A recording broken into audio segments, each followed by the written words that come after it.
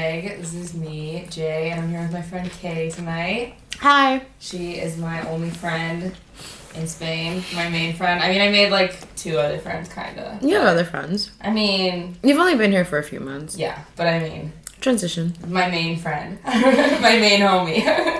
I mean, same. Mm-hmm. So, I feel you. But she's leaving. I'm out. She's out, back to the U.S. I'm out, bitches. Yeah, so I've been wanting to talk with her on here, but I'm a bad procrastinator, and we have not made it happen until now, which is fine. Literally, the last moment. Literally 2 days before we're recording it, yeah. But she's flying out of Barcelona, and I'm gonna go with her, so that's gonna be fun. Last night in Barcelona. Last hurrah, absolutely. It'll be fun. We get to do some touristy things. Yes, and when's the last time you went to Barcelona?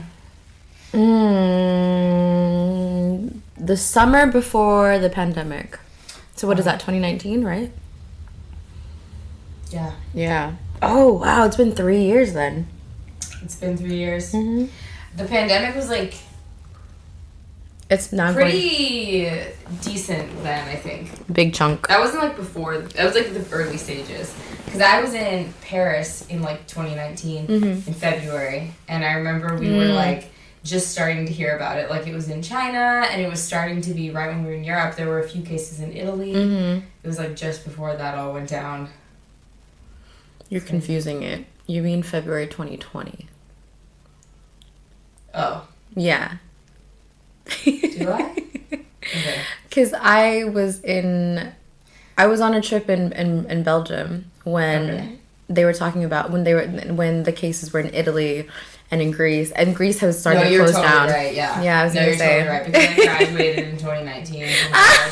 So I'm so bad with time. It's all good. Like current time and like historical time. Like whenever like someone talks about a war or something, I'm like, I don't know what that was. I'm a big history buff. I try my best to keep track of the timelines. I like having a timeline for my life, but also for history, and just also planning what I want to do in the day, which is why in my planner you'll see it's down to every 15-minute mark or the 30-minute mark or the hour mark, because I need to know, I need the time, and then I allot myself an extra 5 minutes or so like leeway. Damn. Yeah. I didn't realize you were so scheduled. If you see, I'm not. But then at the end of the day, it just all gets fucked up. You have like to have a plan, even if you don't follow it. Exactly. I think that's a good fine. way to organize your time, though. I wish I was more like that. But I also don't know. I don't know. I'm definitely not the best with having a schedule, but you don't get as much done if you don't have a schedule, so. Life is not a schedule. You do not schedule your life. Yeah. You schedule the things you do in your life, but you do not schedule your life. Right? I like that. It's a good quote. People are like, oh, these milestone markers. Like, you do this at this age, you do this at that, and here I am, 27 going on 28, and not following a single thing anybody in my life has ever done. So We love that. we do. Speaking of which, do you want to kind of tell us about your, like, give us a general rundown of your life and also your journey over the past, like, several years, what you're talking about, not being on a particular schedule, like timeline that people supposedly would think one should be on, and kind of how you've gotten to where you were. Ooh, good question. I know it's kind of intense, but it's like, but for me, I'm thinking, what year do I start in? What age do I start at? I mean, I went on my first trip ever abroad anywhere. I got on an airplane for the first time ever at 18. So. First, I want to ask kind of like, is there any like specific thing in your life that inspired you to start traveling? I would say mainly because my family is a family of immigrants. Okay. And growing up, my mom and my dad, mostly my mom, would recount to me her journey on how she moved from Southeast Asia to the US. And it was always so interesting to me that she was here in this refugee camp over there, and then she says she swam to the Philippines, and she says she was in this part, and then she went here, and then they almost went to Australia, and then some of the family went to some other part of the world, and then her side of the family ended up in the US. And for refugees, it's not a straight shot. It's not linear by any marker. It's, you have to wait. I didn't realize there's like a waiting process to get your papers approved, obviously. I mean, of course that makes sense, but I didn't realize the time span of it. It could be a month, it could be a week. It's not immediate. Therefore, to bureaucracy, we love to hate it. Whether you're in America or Spain or Europe or Brazil, it doesn't matter. Bureaucracy is the bane of most people's existence. And so hearing about all that, and then also seeing my aunts and my uncles travel, always going back to go visit family, or we had family from France come visit at some point. And so it always felt, my life has always felt quite international, despite the fact that I'd never stepped foot out of the US. I mean, up until I was 18, the furthest I'd ever been away from home was Las Vegas. Wow. Yeah, that's crazy. Which is not very far. Yeah, so your parents didn't travel a lot. Like, we did, it was road trips. Oh, okay. Yeah, okay. If we would, but even then we would do road trips to, I guess we go camping to Arizona. But like, even then, it's not, my parents much prefer road trips. Well, my dad, because he hates airplanes. He's terrified. He hasn't been on an airplane in almost 40 years. It seems like that is a big contributing factor in people's childhood. Like, if their parents are scared of flying or not. Because I actually had a friend who, like, literally had never been anywhere, and it was because his mom was terrified of flying. There you go. Yeah. There you go. And so she said that she swam to the Philippines. Right, and I'm just like... Have you looked up, like, how far it is? It's far. Like, the Philippines is an archipelago. It's I mean, you hear about people crossing from, like, Morocco to Spain, and technically that is swimmable.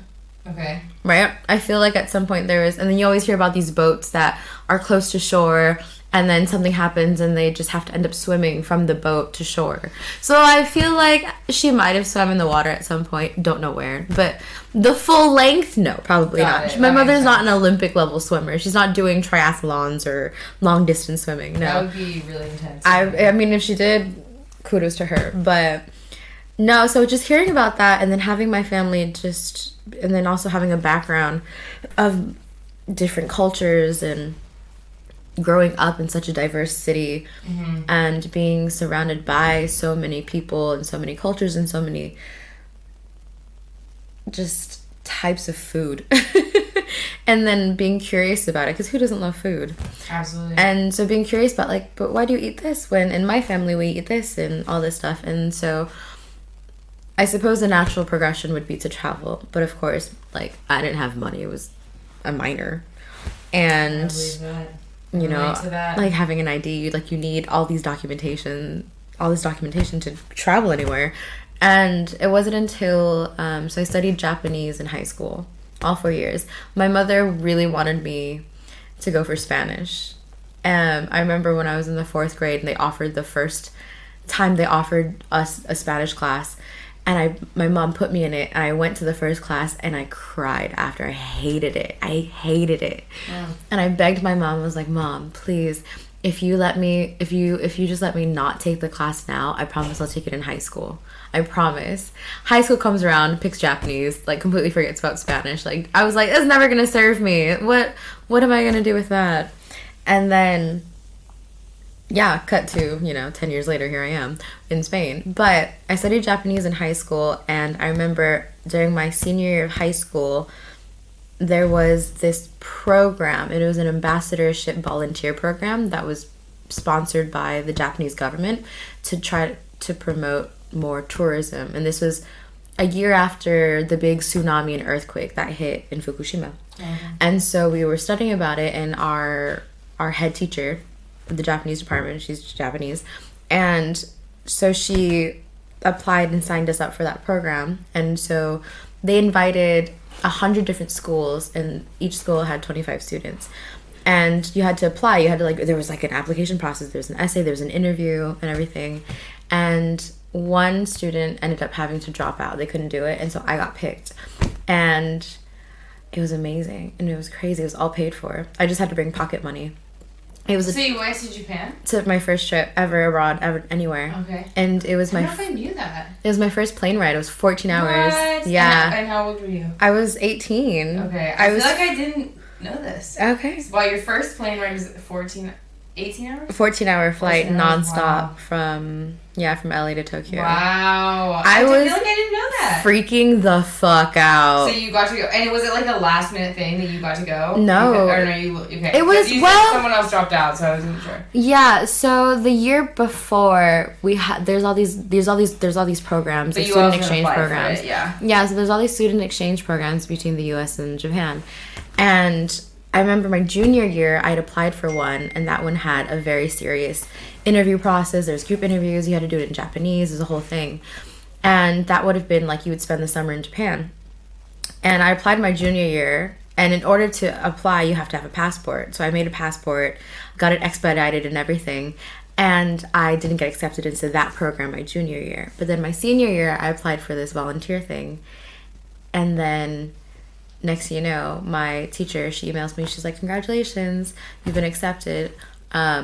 In July, for 2 weeks, we'll be going to Japan. Wow. So you went with your teacher? I went with my school. So it was oh, cool. It was 25 of us, I believe. That's so fun. And it was two of the teachers, and it was students from freshman, sophomore, junior, senior, from all across the board. Wow. Yeah, and there was only 3 of us that were seniors. And the 2, unfortunately, we're all friends, but one of them was like a really good friend of mine. And so I remember our first night we landed in Tokyo, and we were staying in Shinjuku, which is, if I remember correctly, and it's the financial district of Tokyo. And we're staying in this bougie ass, one of the nicest like hotels in that area. And it was like, and like all the other schools were there too. So they basically hosted all of us up in this one night before they decided to, it was like one night or 1 or 2 days of orientation, and then they would send us off to our respective parts. So every school went to a different part of Japan. So it wasn't all in Tokyo? It wasn't all in Tokyo. So we got to actually do a tour of Japan, which is why it was 2 weeks. And we got to take the bullet train. It was amazing. So cool. It was super dope. We went to the countryside. We got to stay in this super traditional, like hundreds-year old Japanese inn where you sleep in futons on the floor. And there's like, we went to these hot springs that was right in the river. It was amazing. At 18, my mind was blown. But I remember our first night there, my friend and I, because we were 18, so we were allowed to leave the hotel. And I remember we walked out. Because we're adults. No, but that's like the most fun, like dream trip I've ever heard about. Like when you're 18, going with like people from your high school, that sounds so fun. But everyone else is underage, and so it was just me and my friend, and we. Okay, just you. So there were 3 seniors, but only 2 were 18. Yeah, and so we walked. That sucks for the third person. We walked out, and we're responsible girls, and our teachers trust us, so we walked out. I don't know how our teacher just let us walk around in the middle of the night. It was midnight, and we had just landed in Tokyo, and we're walking around like the neighborhood, and we were both looking at each other like, we're in fucking Japan. Like, we went to Japanese school in the summer together. We went to like little Tokyo in LA. Like, we grew up, like watching anime and manga and just listening to Japanese music and like know enough about the culture. But we were like, we're actually fucking here. And then we were just staring at everything. We're like, we've only seen this in photos. And, I'm a big, Japanese culture fan. And so being able to do all that, and I got to go to these places, and I got to buy like Gundams straight from Japan, and we got to go visit the commercial areas, like the typical mainstream parts of Japan, but also the countryside and the rural side, and we got to learn how to make traditional sweets, and we were bonding with all these like old Japanese people, because in Japan it's a very homogenous society, and my friend and I were very brown skinned, and we're Southeast Asian, and so there's a lot of racism against people of South Asian and Southeast Asian descent in East Japan, in Eastern Asia. And so it was so trippy that we're kind of nervous. We're like, oh, maybe people might say rude things to us, whatever. Everyone was so welcoming. It was so welcoming, and everyone was so nice and willing to talk with us. People from remote villages who've probably hardly ever seen a foreigner. Wow. And they were just interacting with us as people on a humanistic level. So that was my first ever trip abroad. You said you learned how to make, or you could buy from Japan fresh Gundams. Gundams are figures. They're like toy figures. They're toy figurines that I grew up watching as a cartoon. And then I got to buy, you get to build them. And I remember I bought like a suitcase and I filled it all with these souvenirs.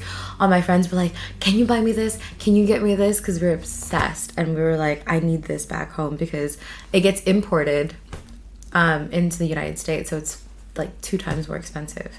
So I was like, I got you. Don't gotta worry about customs fees. I got you. But it was amazing. Really cool. And I got to go shopping. And there's this one place in Tokyo. It's called Akihabara. And it's the entertainment culture, pop culture center. It's a neighborhood. And there's this electronics building. It's like probably like, I don't know, 8 floors tall. And it's a giant department store. But it has everything related to technology. And when you see that, you're like, yeah, Japan is way more advanced than anything we have in the US. Way more advanced. It was just ridiculous. Technology everywhere. It was amazing. I mean, even like the bullet train. I think we went from Tokyo to Kyoto in a couple hours.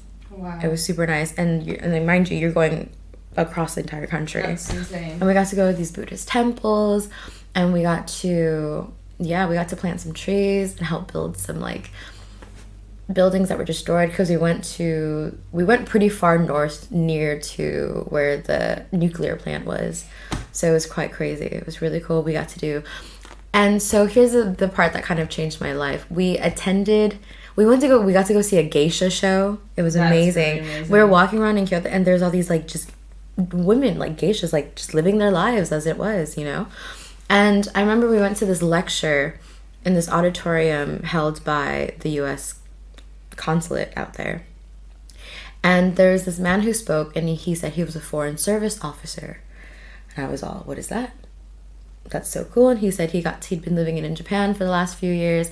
And before he was living in some part of like Africa. And before that he was in some other part of the world. And he was just traveling and working on building better relationships and all that, and how he was half Japanese, half white, and so he grew up wanting to do something about that because he's half and half, you know. And he was like, I've lived both and I'm just as equally American as I am Japanese. And I thought that was pretty cool. And so since I was 18, and mind you, I'd already been accepted into university. I had put my major down as pharmacy. I was going to become a pharmacist. And then that a few months later, that thought was implanted. I got fucking incepted. And next thing you know, I went to university. You know, I got back from my trip. I went to orientation. I went to university. And I was doing chemistry and all that stuff. And I hated it. I did not enjoy it. It was not fun for me. It was me competing with 400 people in a lecture hall. And you get filtered. You get weeded out, you know? You really do. And then it was too intense. And it was so competitive. And I didn't want to compete with anybody. I hate competing with people. I feel like that's why I hate college. Like, it's... Honestly, there's, like, a very toxic culture to, like, STEM. Very toxic. I would say that, like, us, even maybe more so for women. Mm-hmm. Like, I feel like there's, like, a huge pressure on, like, intelligent women to excel in STEM fields. Because you're representing not just yourself, but you're representing the gender. Yeah, and I also feel like there's, like, I don't know, at least I felt like there was very kind of a pressure to, like, be in STEM in the first place, and like then also to excel in it. Because you are being compared to all these people, and you feel like you are being weeded out because you are. I mean, if you're a woman in STEM, you're being compared to men and women. But if you're a man in STEM, you're just being compared to other men. That's a good point. Yeah, it's not the same level, or because they're not going to be comparing you to other women because there's probably not that many. Yeah, I feel like now it's like becoming more, it's changing more. I mean, at least in some STEM fields, not in everything, but like in the medical field, it's more equal. But yeah, it's definitely like that. And and also it is very much like a lot of these careers that you would be doing like in medicine, like pharmacy or medicine, doctors, nursing, whatever, yeah. And there is that feeling that you're not just there to learn. Like you are there to like complete the education to go on to do something and take else. A spot somewhere, get a spot somewhere. Yeah, get a spot somewhere. And I feel like that really contributes to like me having a negative experience in college, because I felt like it was just a step towards the next thing. So I was always like looking ahead, and I didn't really like embrace that time. And yeah, I grew up pretty academically inclined, considering my mom's a teacher and everything, but she never put any sort of pressure on me. My parents didn't put pressure on me to get perfect grades. They wanted me to do well, but they were never hyper involved in my life to the point where they're hovering and, you know, like the helicopter parents. It was never like that. And I was so thankful for that, because I was the one putting the pressure on myself because of my peers and my classmates, because we'd get to class and people would always be like, what'd you get? What'd you get? What'd you get? And at first, you know, growing up, I would share what I would get and be like, oh, what did you get for this answer? And it was very wholesome. And then you get into high school, and I remember I got put in this like, what is it, like advanced academic program, and that you had to like apply to get into, and it was very, you know, competitive and everything. And these are the people who are going to Ivy Leagues. These are the people who are, you know, and it was just so uncomfortable in the sense that I really enjoyed high school. I really did. But when I look back at the academics, it wasn't anything super difficult. It was more the environment sometimes, because you would see a lot of wealthier kids getting shuttled into the more urban school just because we had a good program. We had a good academic program. Wow. And we were really, so my school was really known for academics and sports and everything else. And music and all that stuff. So it was a very, very, even though we're in the heart of the ghetto, the hood, but you've got all these people super talented, super wealthy, and it's a weird contrast because we had the 3 high academic programs, and then there's like these just like 4 normal academic programs, and the 3 more challenging academic programs were just filled with people who weren't from the neighborhood. I lived like crazy. Right? I lived like a 10-minute walk away, but it was such a bad neighborhood. My parents never let me walk to school, even though so many kids did. Right? It was my home school in the sense that it was the closest high school to me. Yeah, no, that makes sense. And so, anyways, and my family had been going there. My aunts went there. My cousins went there. My brother went there. So, yeah. And because of that, growing up, people always wanting to know what you got and comparing. Totally. And then it got to the point where I was like, I don't want to hear what you got, and I don't care if you tell me. I'm also not going to tell you because that's my business. And I think that's my Scorpio rising being like, nope, I'm going to keep my business to myself. Me getting a good or bad grade has no bearing on your life whatsoever. It doesn't add or take away anything from you in terms of actually making your life better or worse or whatever. Like, it'll affect your self-esteem and your ego for a second, and that's about it. So when I got to university and I was doing pharmacy, it was like that. I was surrounded by all these competitive people wanting to go, you know, after finishing their undergrad in pharmacy and then later on going to like these top tier pharmacy schools. And I was like, I don't want to do that. And so after my first year, fortunately, I was still allowed to, like, even though I declared pharmacy, I could do other electives, and I tried a poli-sci class, and I fell in love with it. And I loved it. And my mom's always encouraged me to think more, to be well-rounded, you know, to be, I suppose, a Renaissance woman. You know, my parents grew up teaching us everything, sports, and looking back, how to cook, that, like, yes, there are traditional gender roles, but at the same time, skills, you know, growing up, being like, yes, traditionally women are in the kitchen, you know, that's how we grew up, but my dad is just as great a cook as my mom, and they do the housework and everything equally, you know. Some days some person does more, some days some person does less, but things like that, like, as a human, you have to have the basic skills. And if you can't do that, this is not a matter of you're a man, you're a woman, you're stupid, you're not stupid. It's, as a human, you should have some basic skills, totally. Right? Yeah, and a lot of men don't be having the basic skills. And a lot of women don't, you know? Like, they'll have a specific skill set up that's assigned to the traditional male role, and then a specific skill set assigned to the traditional female role. And at the end of the day, my parents were like, no, you're going to have all of them. You need to, you're going to learn how to cook, and know how to fend for yourself, and you're also going to learn how to build shit and like change, like know things about cars just as much as you're going to know about sports, just as much as you know about, you know, sewing and doing all those other things and cleaning the house. Like, you're going to know all that stuff. And thankfully, because a part of it was a survival thing as well, because when you grow up in an immigrant family, sometimes there's just no there's no room for that. You just have to survive. And so there's no, like, it doesn't matter if, oh, just because you're a woman, you can't do this. Help me because this is heavy. I don't care if you're a man or a woman. I need help, you know? So it was that kind of mentality, which is why I think when I got into university as well, I was like, no, I don't want to do this. I don't want to do pharmacy. I took a poli-sci class, and then I fell in love, and I went to my counselor. My academic counselor was like, I'm switching to poli-sci. I approached both my parents about it because my mom was really pushing me to do pharmacy. And I told my dad, I was like, Dad, how would you feel about me changing majors? And he was like, as long as you're happy and you're fine with it and you're doing well, I don't mind. And I was surprised. My dad's not normally that chill. So I was like, oh, okay. And then I went to go tell my mom, who I thought would be super on board. And she flipped out and was like, why pharmacy? You can go work at Walgreens afterwards and you can get like a full, like, you know, full benefits, and it's a great job and great hours and great pay. And I was like, I don't want to do that.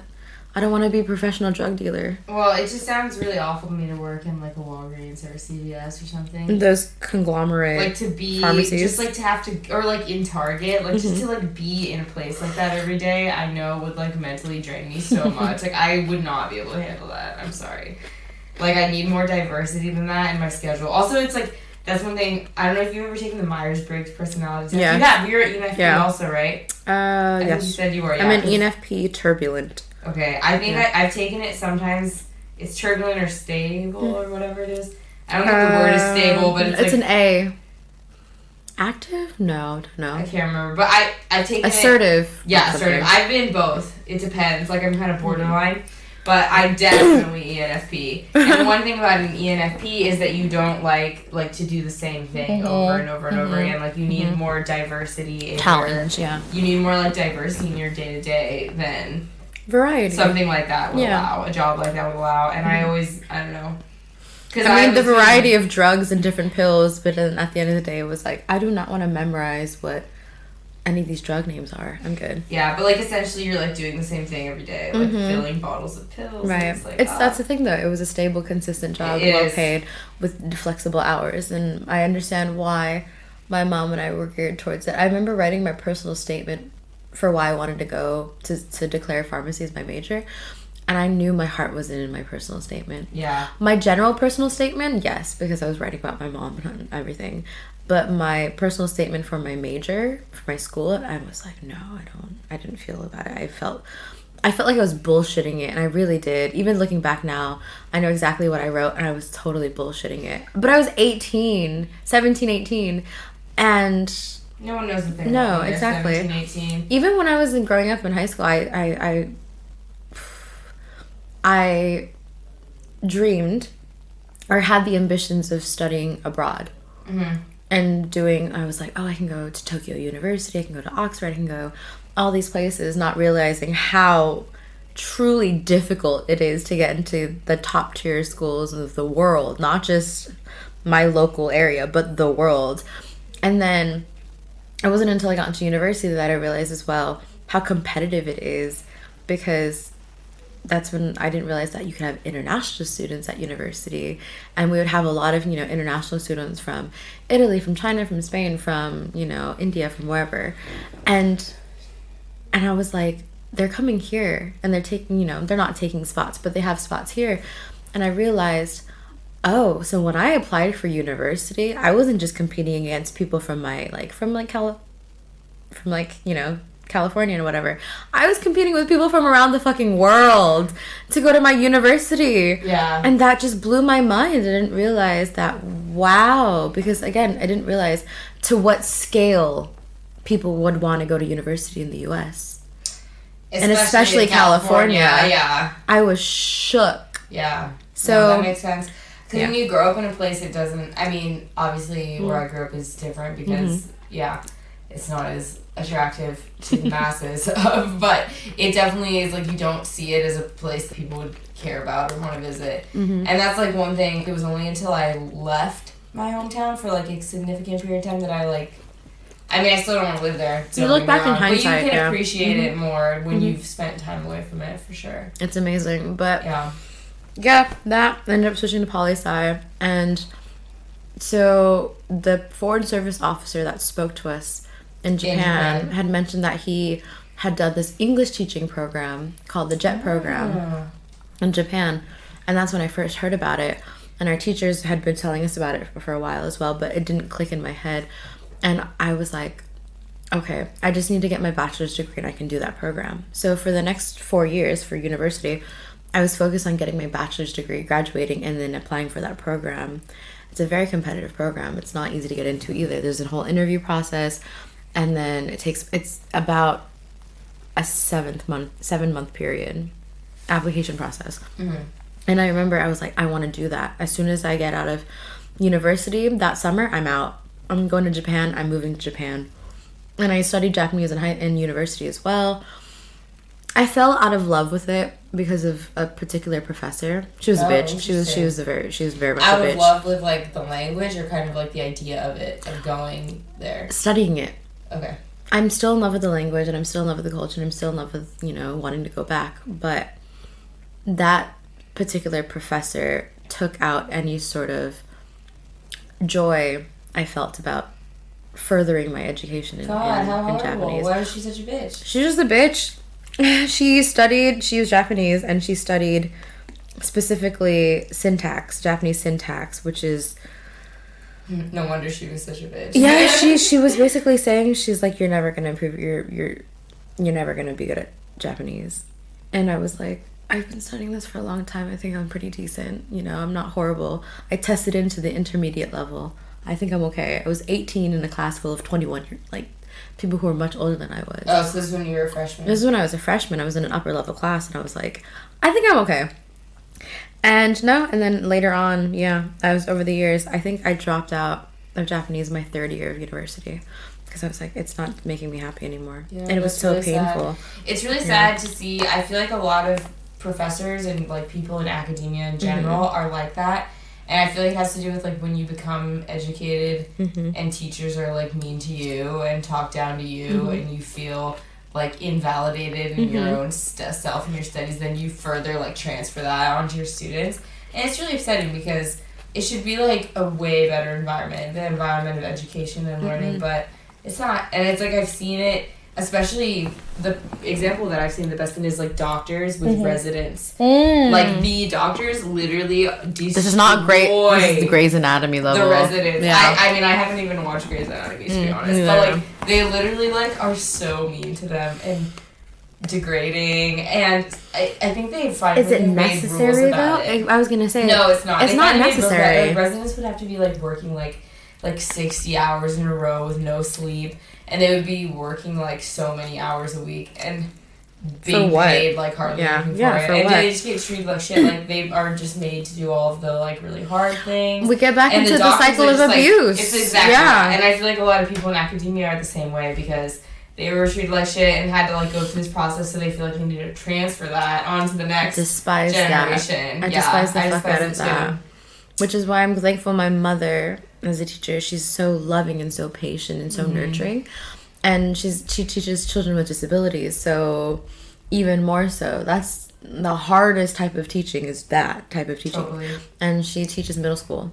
So it's a rough age. And they've already, and they've got their other things going for them. And on top of that, and it's in an inner city school.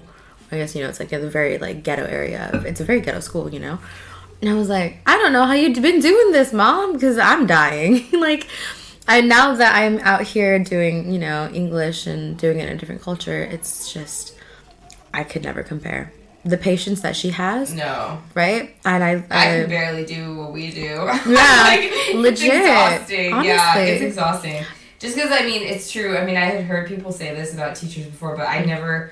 I agreed, of course, but I never, fully understood it until now. Teachers put in so much work outside of the classroom. And it is just, constant work. Like, you're always thinking about tomorrow. You're always thinking about what are you going to do the next day. What are you going to do It truly is a 24/7 hour job. I really feel like it's job. Like, I can never, like, not think about it. I can never stop thinking about work.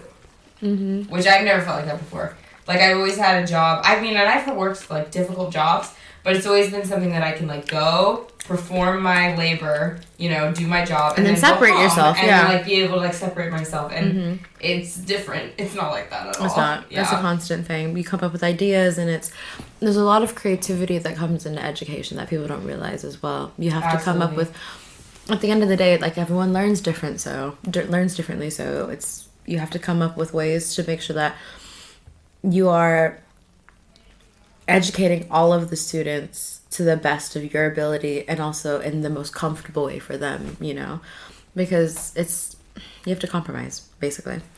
But yeah, so did that. My whole goal was to apply to this JET program, teach English, move to Japan, never come back. That was the whole plan.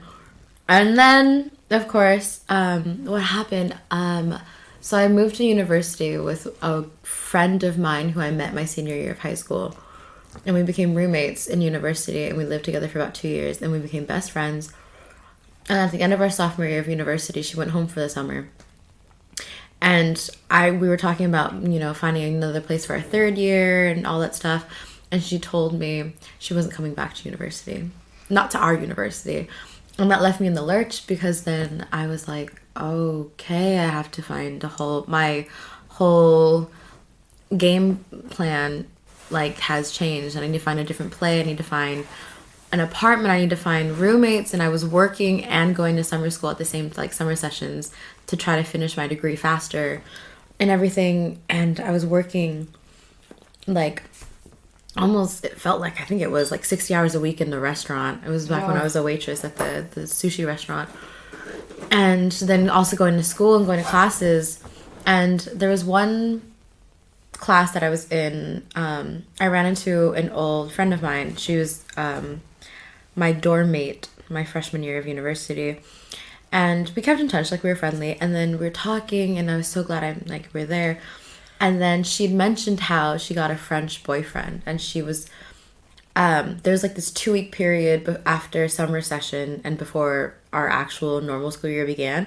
And she said she was going to go to France for like a month to go spend time with her boyfriend. He lived in the north of France. And he's like really wealthy, and like, you know, she's going to hang out there, and she's going to do backpacking. We're 20. And I was like, oh, I was working so much over the summer. And my parents don't pay for anything. Like, all my stuff for school is either loans that I took out or scholarships or, what's the word? Yeah, like... Financial aid. Grants. Yeah, financial aid. Yeah. There we go. Like federal grants they would give you, right? And that's how I got the that's how I paid for university. I'm still paying for university. But my parents don't realize that. So, you know, and then, but I was saving up all this money that I was from working, and I had so much money. I was like, I can go on a trip somewhere for 2 weeks. I can afford to go on a trip somewhere. And that summer, I was depressed, suicidal depressed, like genuinely called my mom. I was going to kill myself. It was bad. Everything was changing so much and so quickly. And I'm normally pretty good with change, but it was too fast. It gave me whiplash, and it made me spiral. And I didn't do anything bad, but I remember I felt so isolated. Even though I had friends, I didn't feel close to anybody. Most of my best and closest friends are from either my childhood or from high school. And so I was in university, and it was still, I had good friends, but it was not, I didn't feel the strong, close connection to a lot of them like I did with maybe my roommate. And so I told my friend, I was like, when she brought up the idea, she was like, why don't you go on a trip or something? And I was like, yeah, I could go to Japan. I have like a friend or two out there. One of my friends, my older friends, he was in Japan doing the JET program. And I was like, I could go out there and visit. Like, I could totally go to Japan for 2 weeks. Fuck yeah. And then I thought about it. And then later on, she's like, why don't you come to Europe with me? And then I thought about it. Oh, how cool. Like the typical American backpacking abroad, you know, backpacking through Europe. And she was like, yeah, we can go do hostels. And like, I mean, I can meet up with you wherever you are. Like, I'll be there for like a month. And I thought about it, and I thought about it. And I was looking up at all these places. And I'm such a huge history buff. I love anything with a monarchy.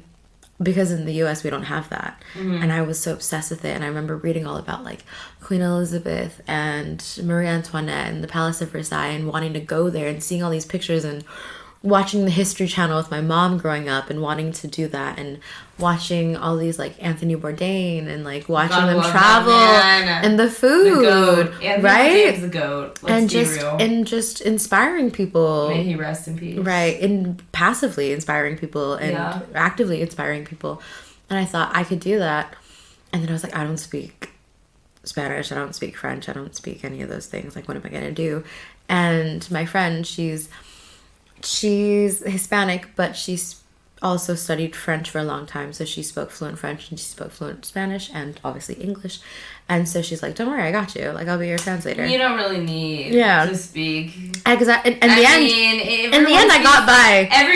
Everyone speaks English. Yeah, or body hand gestures. Body language. I don't know, that's never been a problem. People say that, and I always am just like, that's never really stopped me from going anywhere, No, you know? It definitely shouldn't stop you. It shouldn't stop you. But it makes it easier if you do speak some of the language. Yeah. That's all I'm saying. It's like, you can get by without it. You shouldn't be like scared. But I remember, so I had all this money, but and then I remember, what did I do?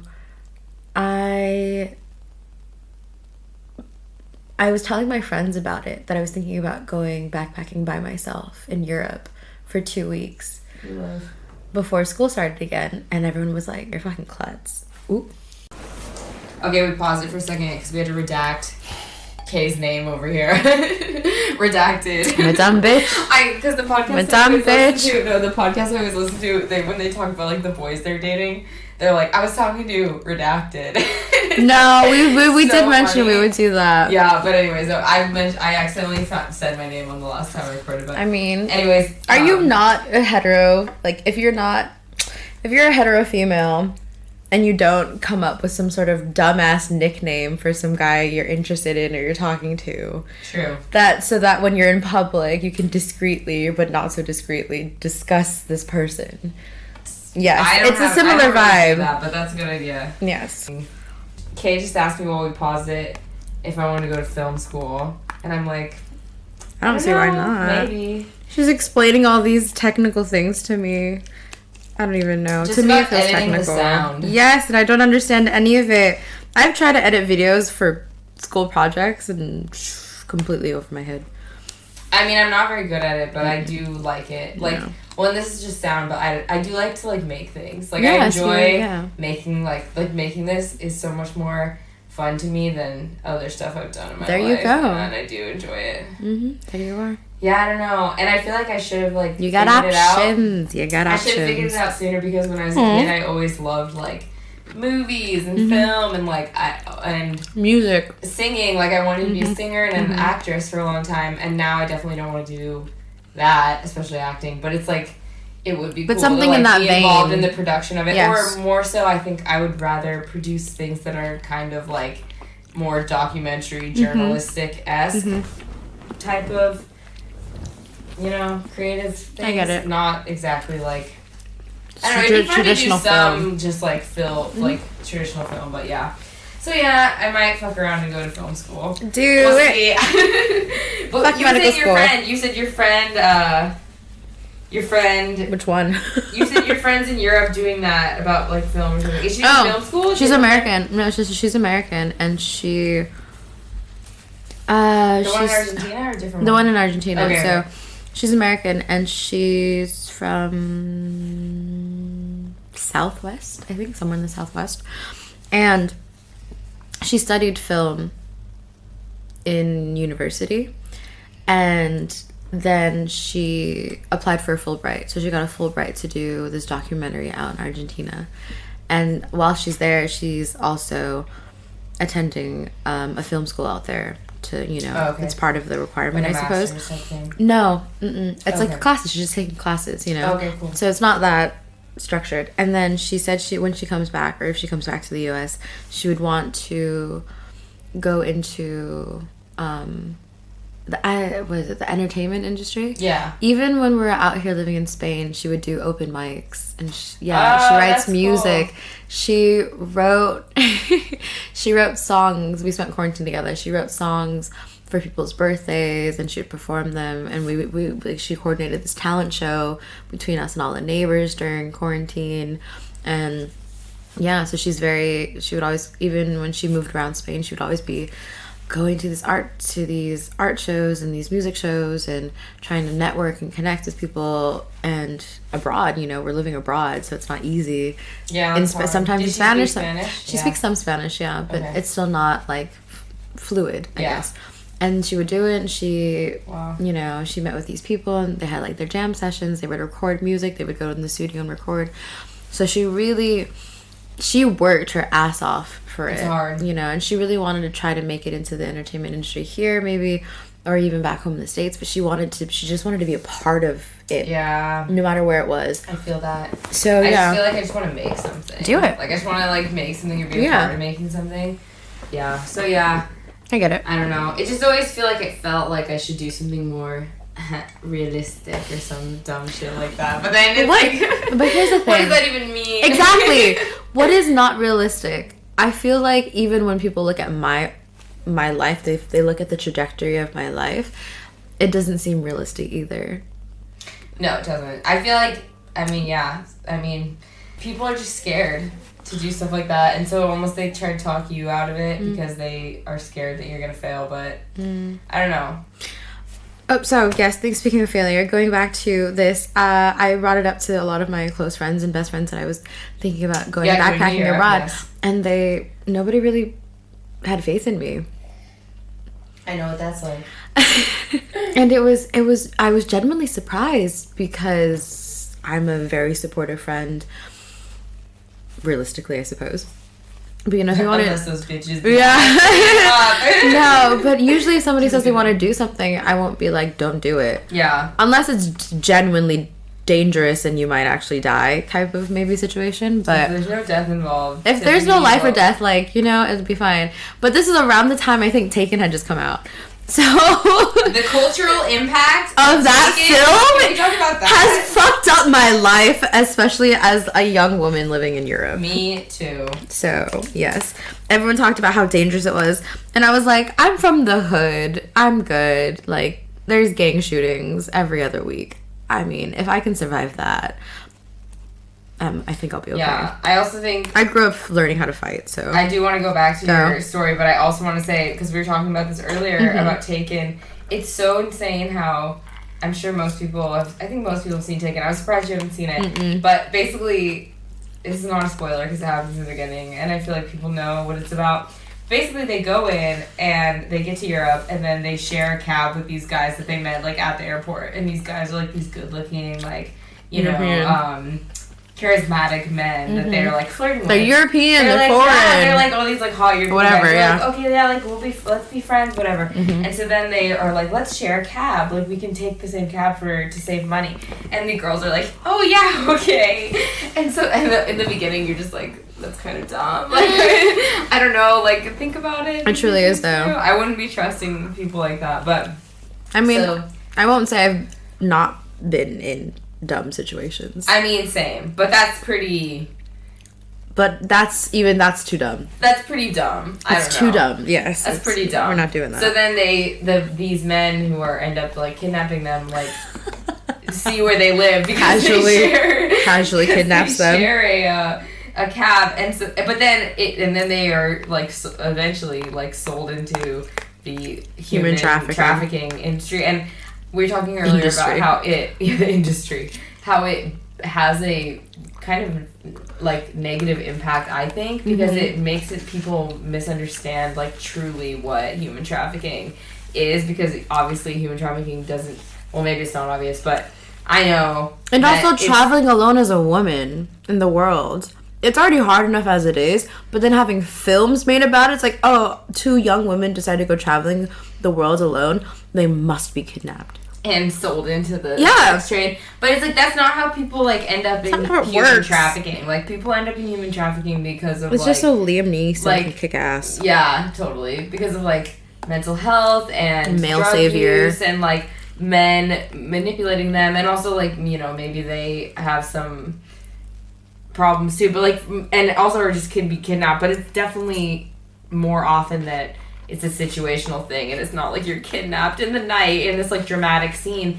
And it's really sad because I feel like people have this incorrect like vision and not view fully of how out, it works. The picture is not painted correctly of like human trafficking in most people's minds. But anyway, so your plan to backpack. Yeah, so first world problems. Very first world. Very first world. I'm claiming that. But I remember. This is a podcast. It's kind of. Hello, this is also very so first world. Can you imagine just being in like some like if I was like back where my parents are from and just like in some like remote ass village, just like chilling in the countryside doing a podcast. But now I remember telling my friends, my best friends about it, and they're like, "You can barely walk down the street without tripping. I mean, you're the dumb bitch that fell into a bonfire pit sober. So how are we gonna trust you to be traveling around Europe by yourself? No language, no nothing." I didn't even realize that they use different plugs. That's how unprepared I was for this trip. Don't they use different plugs in Japan? They do, but I don't remember. Oh, okay. Because there was a couple years in between my trips. Yeah. And I didn't realize. I just didn't do research. I didn't research. I just bought a flight ticket. We love that energy. I bought a flight ticket. It was so expensive. But I bought a round trip ticket to Paris for 2 weeks, and I flew back the night before I had to start class. The night before I had a fucking 8 a.m. class. And I made it. But I remember... After being drunk in Barcelona. So. Yeah. I remember I had no itinerary. We're going to have round 2. Right? I had no itinerary. I didn't book shit, dude. I literally just bought a round trip ticket to Paris a week later. A week before I was leaving, planning on leaving. And then I bought one of those, like... What is it? Backpack. Yeah, the backpacking backpacks. And I, like, went to, like, a sporting goods store or whatever. And just, I don't know what the fuck I'm doing. My best friend was with me. I packed the day of my flight. And I was at my aunt's house. I had the suitcase from university, from school. And I just, like, picked out of it. And I left my suitcase with my aunt. And, like, my aunt actually accompanied me to the airport. She dropped me off. She's so nice. And my mom was like, I can't drop you off. I can't. I'm going to cry. Because I'd never been separated from her for such a long distance, not since I was like 18 or whatever. But I was with my school, so it's different, you know. This time I'm all alone, nothing, right? Fortunately, my phone plan had an international plan, so I didn't have to pay for shit. It was great, so I was still in contact, and I had like Wi-Fi and everything. But yeah, I flew into Paris. I had a layover in London. I didn't realize until my layover in London that I didn't even book accommodations. When I got to Paris, I just bought a round trip ticket, went with my backpack, and when I was sitting in my 1 hour layover from London to Paris, I was like, where the fuck am I gonna sleep tonight? Didn't even fucking click to me to do that. To think about that. And so I was like, of course my friends don't think I'm gonna be able to hack this So I booked a hostel, and this like I was near the Champs-Élysées. I don't even know how to pronounce it. In like the financial district of Paris. And I got to the airport in Charles de Gaulle. I didn't even know how to get the fuck out of the airport. I was like, I don't know what the word for exit is in French. I don't know how, mind you, I was just so overwhelmed. And then it took me an hour and a half, and I was calling my friend, and my phone battery was dying. And I finally get into I didn't realize from Charles de Gaulle you have to take a train, like a metro, into the city center. And so I had to do that, and this lady was so nice. She helped me with the ticket. I'm trying to get to my hostel. I'm like walking around. It's like 10 o'clock at night, walking around. My phone's about to die. And I'm close to my hostel, and my phone dies. Shit. And I was like, I don't have a map. Nothing. Whoa. Absolutely nothing. And then I was ready to cry. I was just fully ready to cry. And I'd been traveling all day. It was a long-ass fucking flight. I see this random girl coming down. I was like, I'm so sorry, do you speak English? She's like, yeah, I do. I'm actually Canadian. And I was like, my phone just died. I don't have anything. Like, do you know where this hostel is? And she's like, oh, yeah, that's my hostel, actually. I'm staying there. Like, I'm walking back right now. And it was, like, 2 blocks behind the main street. And so I would have not been able to find it had I not gone in, you know. Sometimes you gotta ask for help. And it was just fortuitous. It was just fortuitous that she happened to be there. And happened to be staying in the same hostel, I walked in, I get in, I check in, whatever, and I realize my charger, I don't have an adapter. I had made a list. I tried to make a list of what I needed to bring. I didn't bring a fucking adapter. And so at 10:30 at night, I'm running around this financial district in Paris trying to find a store that's open, and it was a random like Tuesday night that was selling adapters. And I was like, what am I gonna do? I finally found some like souvenir shop that was near. I was running down the Champs-Elysees, just like back and forth. I passed like the Arc de Triomphe. Like I was like, you're beautiful, but I need to find an adapter. Survival priorities. I can do like touristy things tomorrow, and I finally found one. I paid like $20 for it, 20 euros, I guess, and I was like, whatever, it's fine. It was too much. I got my ass ripped apart, but it's fine. When you got to do it. But yeah, because like meanwhile, there's this guy in the hostel that was letting me use my charger just so I could charge my phone a bit so that I could go get an adapter. Anyways, it worked out. It was fine. And then that Canadian girl that helped me find my hostel, the next day she was like, oh, I'm going to the Palace of Versailles if you want to come with. And I was like, cool. So yeah, some random girl I'd never met. That's cool. We went to the Palace of Versailles together, and I got to go to the Palace of Versailles, and I got to tell my mom about it and be like, Mom, we've always talked about going, but being like, oh wow, like how beautiful it is, and the culture and the history behind it, and then getting to go to the Hall of Mirrors. Like I read so many books Palace of Versailles is really cool. They referenced it and everything, and it was great. And then I was with this like super chill Canadian girl, and then some other random Canadian girl latched onto us. She was really annoying, and we didn't like her at all. And then the next day, the Canadian girl left, and I never saw her ever again. Did not have her contact info or anything. And then that night, my second night in Paris, I didn't know what to do. I was definitely by myself. My second morning in Paris, I went to brunch by myself because I was like, I'm going to go get crepes, right? And I didn't realize that there are also savory crepes. Mm-hmm. I went to go get breakfast lunch by myself, and I'm wearing touristy things like a tank top and some shorts. And I walk into this bougie, truly, truly bougie. Everyone's wearing like a business suit, and I'm just wearing like sandals, a tank top, and shorts. And I was like, how many? I was like, just one person. And they're like, okay, come on in, have a seat. And then I accidentally ordered a cider. But like cider in the US is apple cider, which is non-alcoholic at the time, right? Mm-hmm. Now cider's become a whole thing. Yeah. But cider, not realizing, I ordered cider for like breakfast, not realizing it was an alcoholic drink, and I got tipsy, basically drunk, because I hadn't even eaten anything yet, and I was walking around Paris just like intoxicated a little bit. It's a vibe. Dangerous. Made it. People would stop in the street to like look at me because they'd be like, what is this random tiny little Asian girl doing here? Legit disturbing. Yeah. And where else did you go on that trip? So here's the thing though, I didn't plan anything, right? Yeah. So I was in Paris for a couple of days, and then a good friend of mine from university, we had Japanese together, and I call her senpai, which means like older person in school. It's a form of like respect, I guess.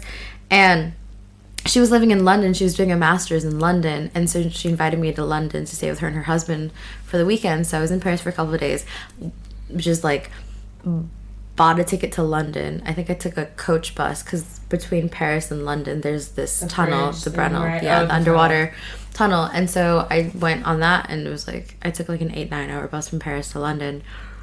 She picked me up at the Victoria bus station, and then we went out, and then I was with her for a couple of days, and then I was talking with my friend who went to go stay with her French boyfriend, and she's like, oh, let's go to like Brussels, I think, to Belgium. So then we went to Brussels together. Like I went first, and then she met up with me in London. We spent a night in London, and she stayed with us, and then the next day we both went to Brussels together.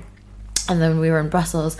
So much fucking fun. Had absinthe for the first fucking time in my life. Fucked me up. And like, flirted with these Belgian boys, and like just, it was like great. I was like, I'd never experienced this. We went out clubbing, all this fun stuff. And then I decided to go to Amsterdam the next day, and I didn't know what she was gonna do.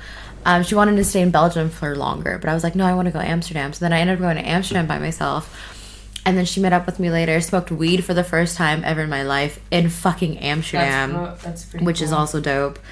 The first time I smoked weed was in a shed in Reno, Nevada, for sure. The first time I smoked some girl and her older brother. The first time I smoked weed was in a tree house behind my hostel in like suburban Amsterdam with like these like Canadian dudes and my friend at the time. And so yeah, and I remember that. And then after Amsterdam, my friend left. She'd only stayed for like a day or two. And I ended up staying, and I met this girl. It was in our hostel. She was actually ended up staying in the bed above me. And I met this Canadian girl who had just moved to London like 2 weeks prior. And she's like, I just moved here. I started a new job this week, but I wanted to travel somewhere, so I came here. She and I spent 36 hours together. We became really good friends, and she invited me to stay with her in London. So I flew back to London. I literally caught the flight after hers. I just met this girl. Wow. Right? Didn't know much else about it, but we vibed so hard. And she was a bit older than me, and she was teaching me about like alcohol because she used to be a bartender. And I was like, oh my god, you're so cool. And then she picked me up, like flew into Gatwick, and then took the train. She picked me up from the train station, and we just like spent the weekend together partying like crazy, and it was so much fun. And then after that, I was like, oh my god, what am I gonna do now? Like, I have to be back in Paris by this date. I have my return flight. And so I was like, I'll just go to Spain. So then I bought a ticket to Barcelona from London. So I flew to Barcelona, and I was only planning on staying there one day, one night, and then I was gonna fly back to Paris and spend 2 days, a day or two there before I got ready for my flight to go back home to make sure I didn't miss my flight, right? I get to Barcelona, and then as soon as I arrive in Barcelona, my friend hits me up. She goes, my boyfriend and I just broke up. The one that has the French boyfriend. She's like, I'm coming to Barcelona. She was literally like, I'm on my way to Barcelona right now. And I was like, okay. And then I sent her the address to my hotel, and I was just like, go for it. I splurged on this hotel because my original hostel had cockroaches, and it was disgusting. You know, and I said, fuck it. So I said, fuck it. And I was like, no. I walked out of the hostel as soon as I could, cried a little bit, looked up, and there's this like expensive ass looking hotel in like whatever, the Gothic quarter of Barcelona. And I was like, I don't give a fuck. And then like I originally paid for just one night, and there's 2 queen size beds in there. And so when my friend came, I was like, I've got space, girl, like come on. We went out, and I proceeded to like make out with 4 different dudes, got fingered in the club. Like it was it was a Monday night. I remember it was called Nasty Mondays. And and then I remember at the end of the night, my feet hurt, and there's like broken glass everywhere, and I was wearing heels, and this like cute Scottish man and his friends that we got to know, he like princess carried me back to my hotel. Wow. And I was like, sure, whatever. He's a personal trainer. I'm not mad. And I was like 20, and I was like I was 20. I didn't know shit. I was still a virgin. Like, wow. I didn't know anything, right? And then, we went back to our hotel, and then relaxed, exchanged numbers, whatever. And then my friend was like, I originally was supposed to fly out of Barcelona the next, like, morning, like, late morning. And my friend was like, no, change your flight, just change your flight. Fly, like, stay another night, stay with me another day, stay another night. And so I did. So I changed my flight, and I ended up staying in Barcelona for another night. Proceeded to make out with 4 other dudes and almost got into a fight. And then got super fucking drunk until 5 o'clock in the morning. I had a flight at 7:30 back to Paris because I had an 11 a.m. flight out of Paris back to LA. Wow. Of course, it was like delayed. I missed my flight home. Of course. Panicked the fuck out. Paid 300 euros for a new flight home. I caught the next flight back, which is like an hour later. So I'm like I'm hauling ass across the airport, drunk, still in my clubbing outfit. You shouldn't have had to pay for it though, or just you had to pay the difference. I think I had to pay. I think I had to pay the difference. Okay, because that's not fine. Your fault. No, that the flight no. I mean, it was only 300 euros. Yeah. Still though, you shouldn't even have to pay that. But I missed my flight. No, I did miss my flight. The first one. I missed my 11 a.m. flight because... The connecting flight. No, it wasn't a connecting flight. It was completely separate. That's why. Yeah. Ooh. Yes, exactly. Therefore, too. Okay, fucked up. It was definitely fucked up. But yes, I remember. And it was just... And then I caught that flight. I made it home. I don't even remember who picked me up. I think my friend picked me up. And then I immediately went to university. Because that same night I went to university. Walked into my apartment. All my boxes were everywhere. Because I was like... Oh shit. Because everyone else that moved in had time to move in, and I literally came back the day before school started, or classes started, so yeah. So that was my first trip to Europe. And then what brought you back? So then the people that I'd met, my friend that was living in London, she became like one of my best friends. And she was in London for 2 years on a work holiday visa. And the following summer, so this is like what, September 2014. Yes. The following summer of 2015. No, my math is wrong. Maybe a little 2020, 2012, 2013. 2013, 2014. No, yeah, that's correct. That's fucking trippy, because that was a bad... Yeah, no, I do remember, yeah, it was 2015. Wow, 2015 was a hard year. Summer of 2015, I ended up going back to Europe for 6 weeks. I bought a ticket for 6 weeks. I saved up because I got another job in university. So I was working 2 jobs, 2 part-time jobs, going to school full-time, on the, like, board for all these different clubs, and, like, trying to maintain a social life and all that stuff at the same time.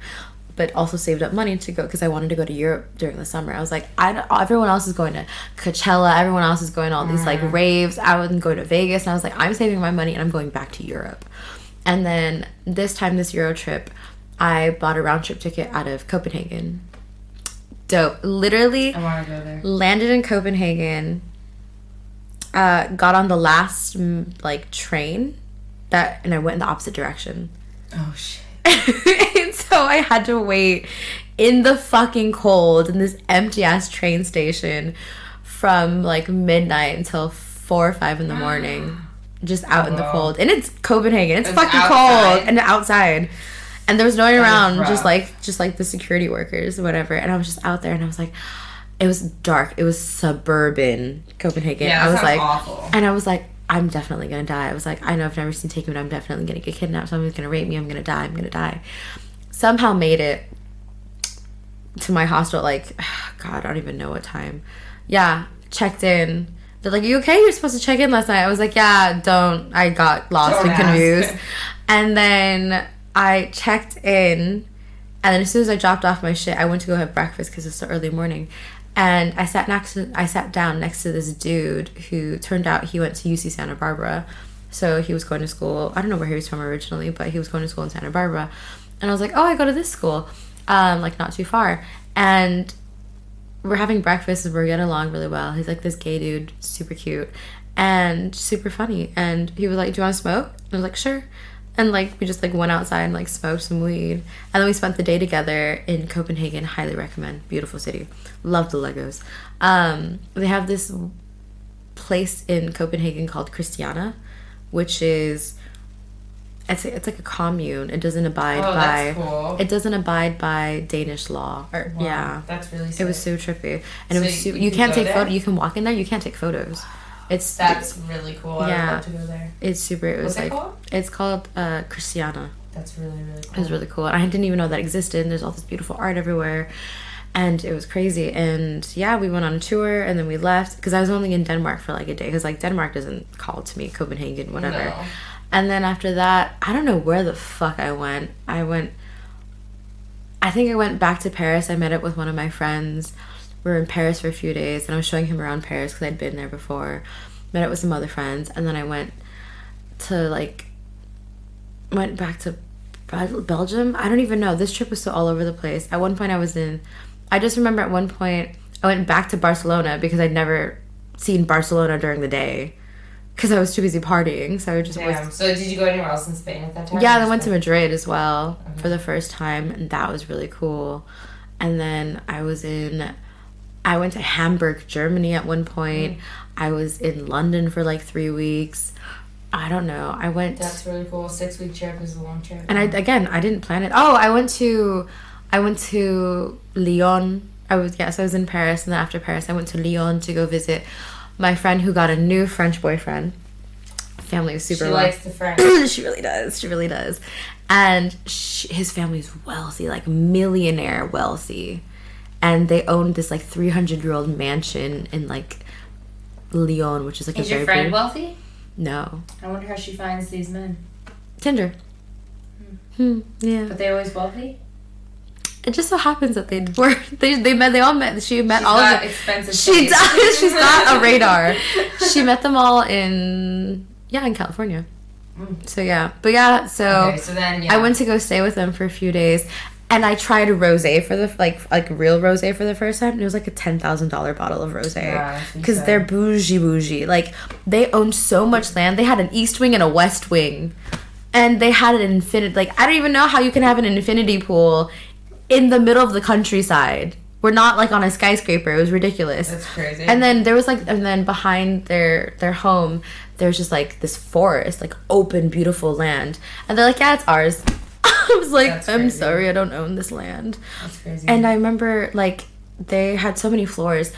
So where the room that I stayed in, I had to go up, like, a big set of stairs, and then there was, like, a mini set of stairs, and, like, another mini set of stairs. That's so cool. It was so trippy. It was this old mansion that had a log book of all the people who'd ever owned this house. Wow. It was amazing. It was crazy. And we went out shopping, and we did a little tour of Lyon, and it was amazing. And so I ended up in all these different places, and it was crazy. So I spent 6 weeks in Europe, and then the next spring I studied abroad in Madrid and Rome for about 3 months, and then I finished university, and I applied to do that program, that Japanese program, and then one of my homegirls, she told me.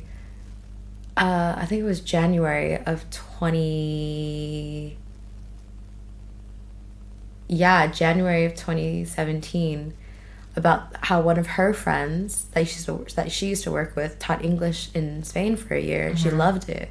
And she's like, you should just apply, do it. And I was like, I've already applied for the Japan one, and I have an interview lined up. Like, I'm pretty sure I'm set. And she's like, no, like, you never know. Whatever, right? True. So I did. I did it. I applied.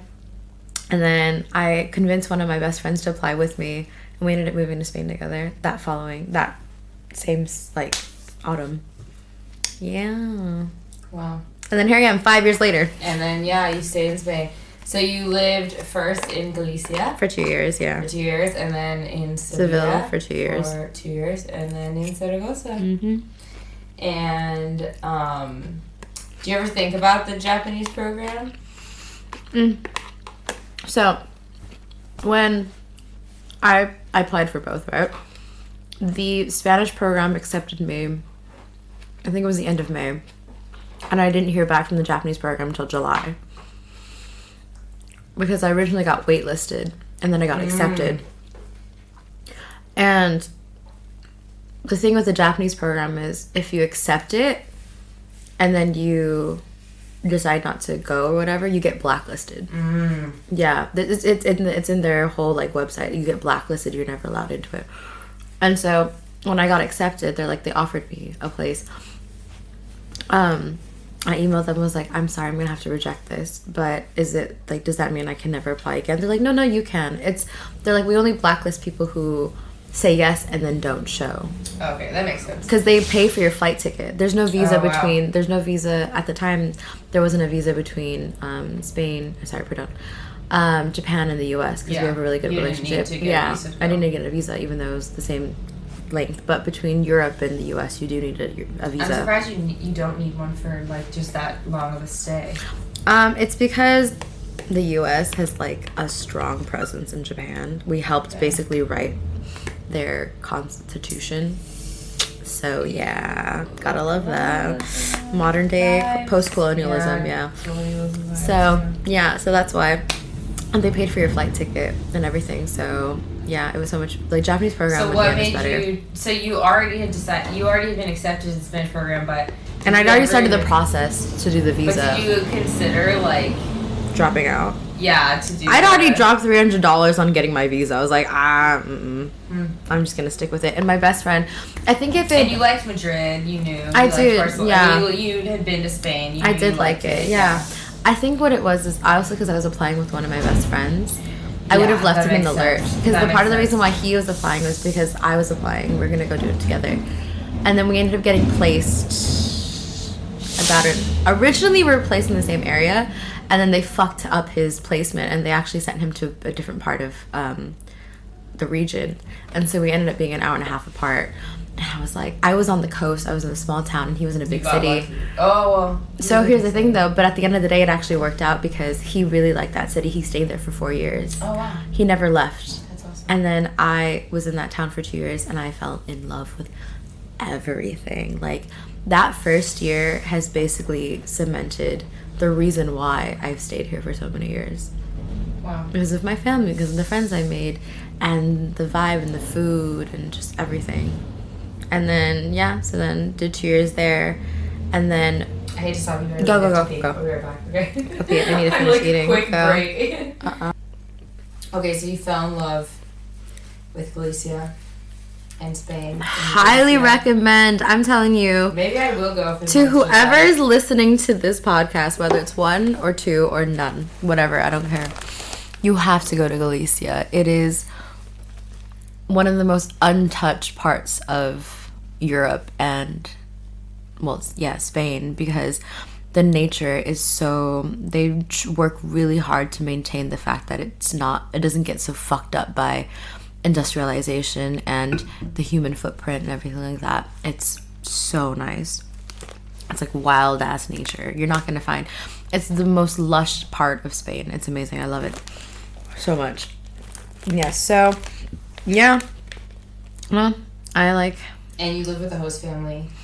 It wasn't necessarily a host family. It was the pueblo, like the small village that I lived in, is a family town, and so they didn't really have they didn't have a lot of apartments available for rent during the year. It's a big summer vacation spot for a lot of people from other parts of Spain, and so they're big houses because they're family vacation spots as well. And so, you know, I'm living on my own. There's not a lot of there's no such thing as like a 1 studio 1 bedroom apartment in that town.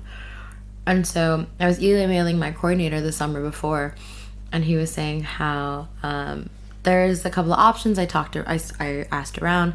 There's a couple of teachers that offered for you to stay with them for a bit. There's also this pharmacist in town who offered, if you give his son like private lessons or whatever, give his son like some English lessons, you can stay with them like board free. Wow.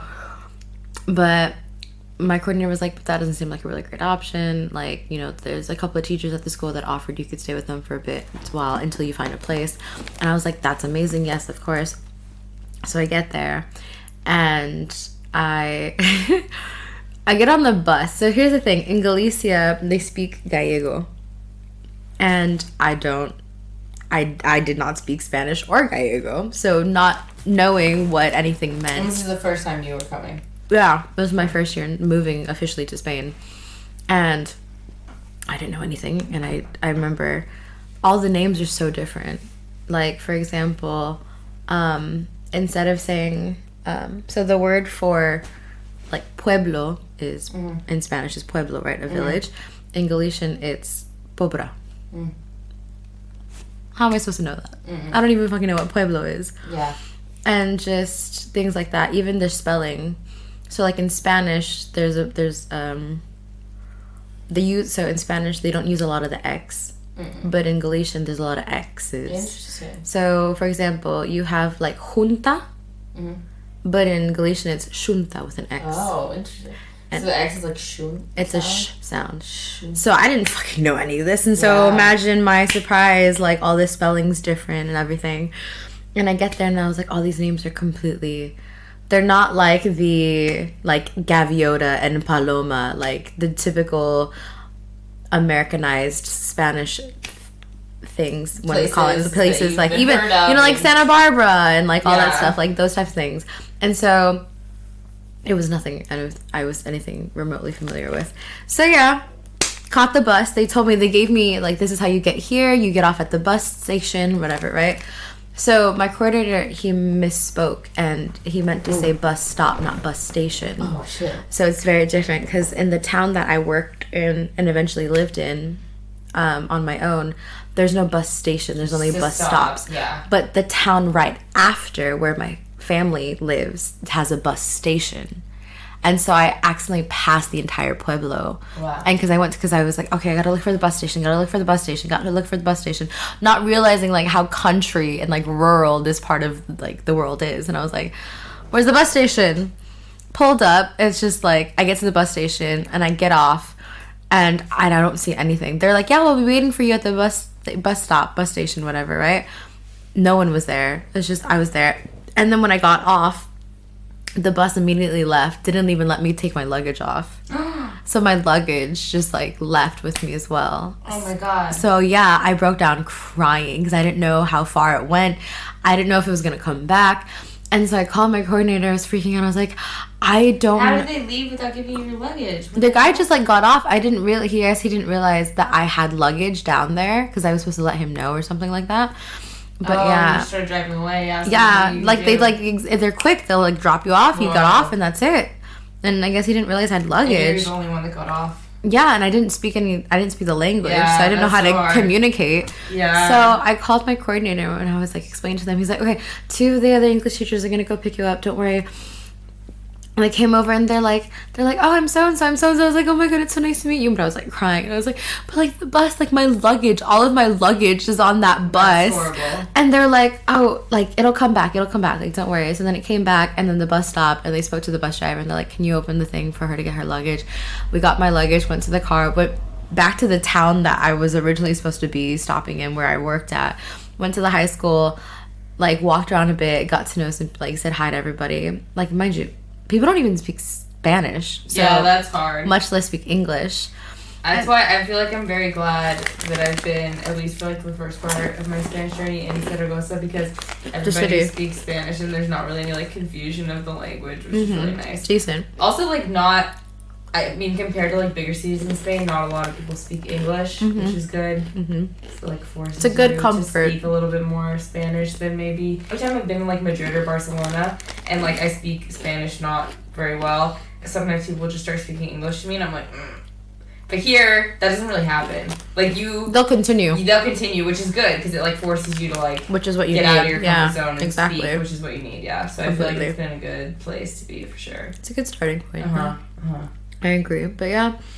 And then I got to the school. School got out. The host family, or like my Galician family, sorry, they like walked out. It was a single mom and she has 3 daughters. They're teenagers, and the eldest, who's 16, spoke really good English. So she was the translator, because between them they don't speak in Spanish, they speak in Galician. They're very Galician. And so with me, they didn't, like, the mom and the little sister didn't know any English, and I didn't know any Spanish or Galician, so I was like, I don't know what to do. And it's awkward. It's so awkward because you're just. And how were you meeting them? You were meeting them because. The mom was a teacher at the school. Okay. And she let me stay with her for like 4 months. I spent Christmas with them, and for the next like I've spent 3 Christmases with them at this point. Wow. Yeah, because I go back when like Christmas comes around, they'll be like, "Are you coming home for Christmas?" They'll be like, "Are you coming here for Christmas, or are you going back home to the States for Christmas?" I'm like, "No, I'll come home for Christmas." But like, no, I'll be like, "Oh no, I'm gonna go to the States for Christmas," right?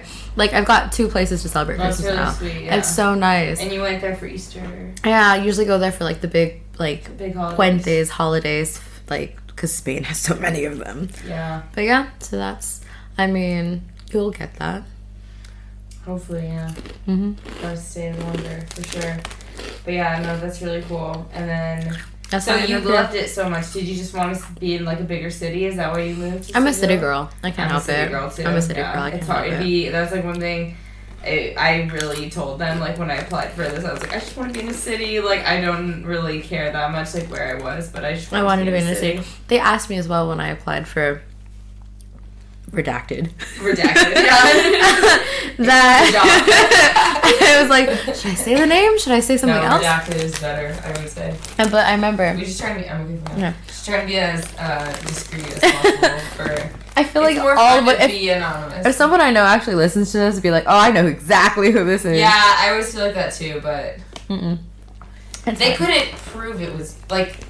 Oh, you can voice technology, bitch. Yeah, okay, I don't know. I mean, this is not Johnny. Not the end of the world. This is not Johnny Depp, Amber Heard. We're not going to court. No. Speaking of which, what are your thoughts about that? Heartbroken. I'm just heartbroken from all angles and sides. Yeah, it's really sad. When it's like, I feel like they're both like kind of insane for like publicizing this so much. Like, it's crazy to me that anyone would like choose to have their life like they're literally like publicizing like the entire court case. Like, you can literally watch like the entire case. Yeah, people are watching the entire case. I've seen parts of it. I mean, it pops up on my feeds regardless of whether I want it to. Sometimes it pops up on my feed like the live stream of it, and I'm just like, you can live, like, why are they doing that? When it's like, I'm sure there's definitely a consent. They decided, like, I think they both decided that they wanted to publicize it so that way it could to call out the other person, the other party, basically be like, oh, you can't lie like you did with me privately. You like, now you have to try to do that in public with like, but not just in public, like in front of the literal world. Like, you literally, know what I mean? Like, you could do it, like, it would still, even any court case, it would still be like somewhat public. Yeah. But it's like, I don't know. That's so extreme. But it's like, who cares enough? I know. It's too much. It's too much. My mom be like sending me clips about it. I'm like, Mom, I bet you. I don't want to hear. I bet you, if I were to call my mom and like just vaguely mentioned anything celebrity, she'd be like, "Oh, did you hear?" My mom knows about the celebrities. Yeah, my mom and my brother too. Even they were like, "Oh, did you hear about?" I can't remember what they said, but they were like, "Oh, did you hear about this?" And I was like, I literally have no idea. Like, I do feel like, honestly, I'm a little bit not immersed in American culture out of the anymore. Loop. Yeah, which is zero issue for me. I have no remorse about that. But like, just people will mention things about like celebrities or about like what's going on, and I'm like, oh. I mean, of course, the big things I know about, but like J-Lo and Ben Affleck getting back together. I know about that. That's been a while ago, though, I feel like. But then now they're engaged, and he bought her a giant green diamond. That's what my mom and my brother said to me, and I didn't know. That's actually what they said. They were like, "Oh yeah, J-Lo and Ben Affleck." And it's a natural green diamond, supposedly. And then my brother was like, "Yeah, I saw this article about J-Lo had like, and it was like a pictures of her like with all of the rings of men who have proposed to her." And my brother was like, "That's kind of shitty," and I was like, "Honestly." As a woman? Yeah, I was like, you know, it's a little shitty maybe, but also... She knows what she's worth. Flex. Yeah. She's worth a lot. Valid flex, yeah. She's worth a lot. I mean, if you were with J-Lo, would you not be... I'm sorry. She's J-Lo. She deserves to be showered with all the things. She does. Absolutely. But no, I think, thankfully, my friend groups, like my group chats, they keep me up to date. And then, yeah, that makes sense. Yeah, little things like that. So was it, like, hard to be in Galicia because it was such a small town vibe, Pueblo vibe, or not really? It was jarring. Yeah. In the sense that, here's the thing, it was jarring in the sense that because it was a very small town. I went from living in a city of 500,000 to 17,000. My high school was 5,000 people, you know? Crazy. It's ridiculous. But I was on the coast and I was near the beach. And the drive into school was along the water, and it reminded me so much of a street that goes along the water where I live as well, Long Street. Cool. And I was just like, I feel pretty at home, which is why out of all the places in Spain, I feel the most at home in Madrid and in Galicia. Madrid because it reminds me a lot of LA, and then Galicia because it reminds me a lot of the coast. So if you were to combine those two, because in Spain there's not really a very, very, very large city. I mean, maybe Valencia, but Valencia has like a very different vibe than what I'm used to as well. It's a beautiful city. I haven't been. I highly recommend. I mean, that's where the real paella is from. No, so, I do want to go. On my application to Redacted for next year, I think I put it as my second choice. I might have put it. I think I put it in my second choice. Not a good place, but whatever. Wait, government-wise, it's not a good place. No. I just have a friend who did auxiliaries in Valencia, and he loved it, and he always talks about how much he loves it. But yeah, I think it'd be hard for me to be in a small. I thought so too, because I mean, maybe for a shorter period of time, but yeah. Like, that's the thing. I can't believe I renewed for second year. I go kind of crazy. I feel kind of insane, like in a small town. I'm like, I don't know, but you have a lot of open space, so maybe it's different. I didn't feel nearly as suffocated. and that's true. Every time I go back to Galicia, I breathe differently. And I'm always, and I talked about this to my friends, some of my best friends that I've met there, that whenever we go back, the air tastes different. It feels different. There's a different energy, and it's amazing, and I love it.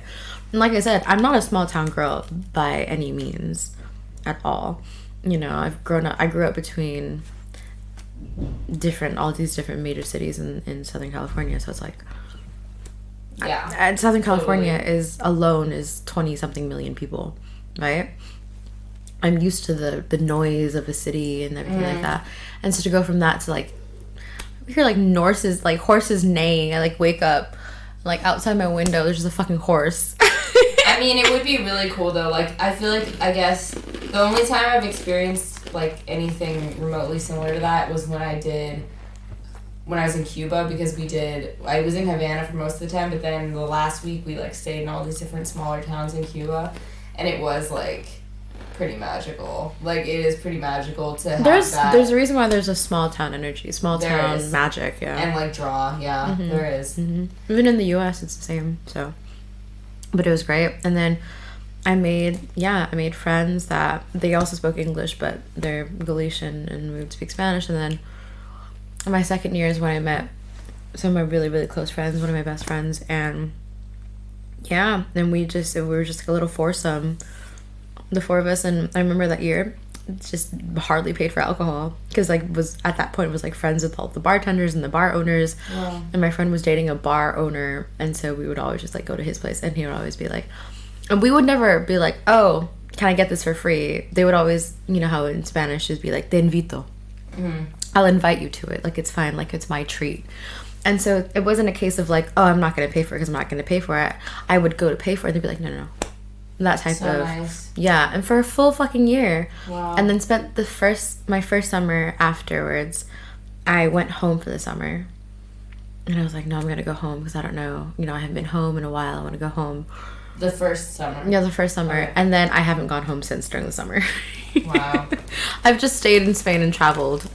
So, yeah. Okay, so, that's what I would do. I would, like, save up and do small trips during the year, and then save up as well and do big trips during the summer for, like, 2-3 weeks. I remember, oh, my God, one of my favorite trips was with my friends right before quarantine.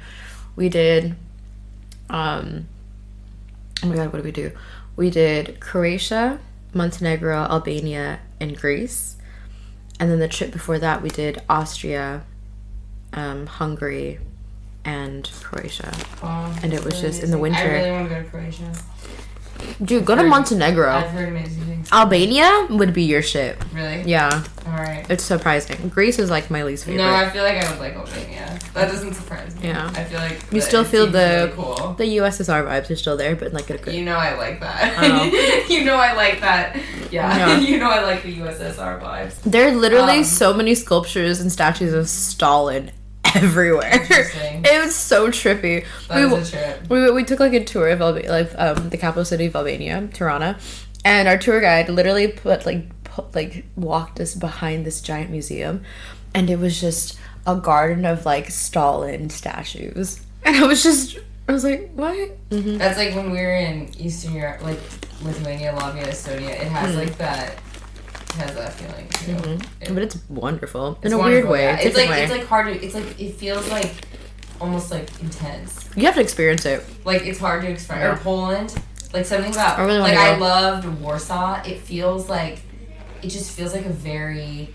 Warsaw's a very modern city, but something about it feels like very less commercialized and less capitalist, which is very interesting. Mm-hmm. And it does feel very like. It feels rough almost. I was gonna say that's how I felt about Budapest as well. Really? Okay. Because if you were to compare, because Madrid feels very curated, very refined. Exactly. Even Barcelona is very touristy. There's a catering aspect to it, which is why a lot of people sadly are saying that Barcelona is no longer Barcelona. It's grosser, it's nastier, it's dirtier because it's now just become overrun by. You can hear the music outside. His balcony. I swear, I can't hear my neighbors who are on the floor above me, but can hear everybody on the street right outside.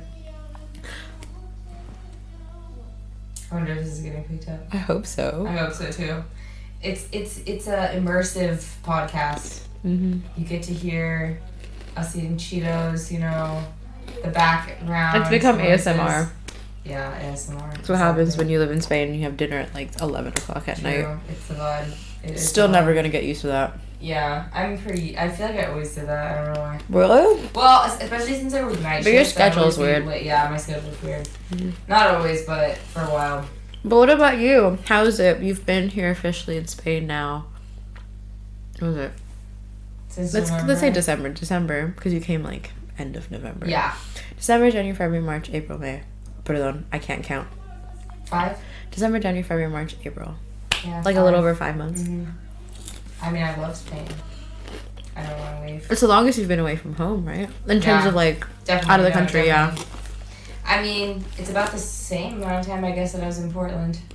Yeah. About the same, maybe a little bit more. For that semester, yeah. Yeah. Well, but now I just didn't really love where it was. I mean, Portland's cool, but I wasn't super into it, and I didn't like the school I was going to, and my heart just wasn't in it. But now, I don't know, I love Spain, and I feel like it's been really embrace this life here. It's not like it's easy to get stuck in it as well, though. Yeah. Which is why when I told everyone I was leaving, I was like, no, you're gonna come back. Because I've been saying that I was gonna leave, that this would be my last year for the last 3 years. Well, maybe you will come back. Are you okay with coming back, or are you kind of like, you don't want to? I do not want to come back for long term, for like a period of time, like a long period of time, so soon. A lot of people are like, yeah, like my Spanish mom was like, my Galician mom was like, for vacation, I can see that, but, you know, and I was like, but I can't, even if it was for a vacation, because it's not like, oh, like when people come back to a place that they used to live, they'll go to like that one place. I've lived in so many places within Spain. Yeah. If I were to come back. You're like, oh, like sometimes you say you might come back. Right. But it's like, I mean, if I were to come back, and even if it was just for vacation, I'd feel sort of obligated to want to do a tour to see everybody. Yeah. And that's too much. I don't want to do that. Because, like, if I were to come to Spain for a period of time and I only went to, like, 1 or 2 places, people in the other place would be like, well, why didn't you come here? I'd be like, excuse me. Got a lot of shit to do. Why can't you come to California? Yeah, true. Why can't you come to the U.S.? I'll meet you in New York. That's a good point. We can meet in, like, Minnesota, Kansas. I don't care. Mississippi. Yeah. But no, it's just too far. Too expensive. Too far. Too expensive. And I was wondering if you would mention something about how was your experience quarantining here? So much fucking fun. Yeah. Because you were you've told me, of course, but for the listeners, you were in this cool I was living a Spanish sitcom version of Friends. I wish you had a little microphone set then. You could have made a little movie. If I were there, that's what I would have done. So my friend I say that, but then I've never done it yet, so. My friend who's doing that Fulbright, we spent quarantine together. So she was one of you. Was she your roommate? No, she lived in a different apartment in the same building, though. Okay. But it was her and 3 other guys. And she was like, she had just moved into the building. And then, I want to say like maybe like 2 months later, we're in quarantine. And so she like didn't really know her roommates very well. She didn't really know anyone in the building. You know, we all were kind of like passing neighbors, be like, hello, hi. I was that random bitch that would just always offer a cookie or a brownie to make friends. I just bribe my way into people's hearts through their stomach. And it's worked so far.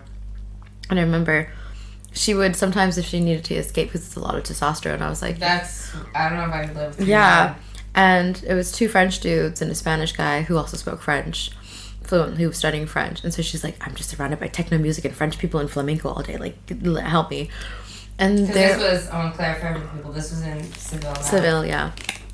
And I remember I always told her, I was like, of course you're more than welcome to come. And so she would just like, sometimes she'd text me and be like, are you awake? Can I come over? And she would come over with her blanket and we'd have like a coffee together in the morning. Cute. So lovely. I would not have survived quarantine without her. We literally, her birthday was the first weekend of quarantine.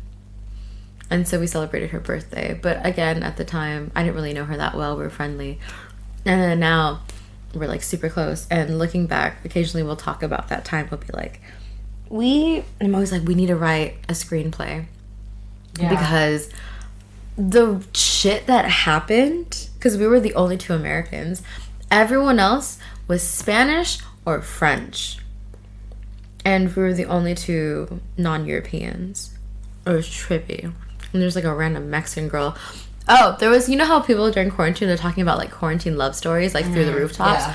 One of our friends, literally that happened to him with the rooftop next to us. No way! Yeah. Deeds. He's Spanish. She was Mexican. She was in a relationship. But she like basically was breaking it off, or was like kind of on the outs with her man.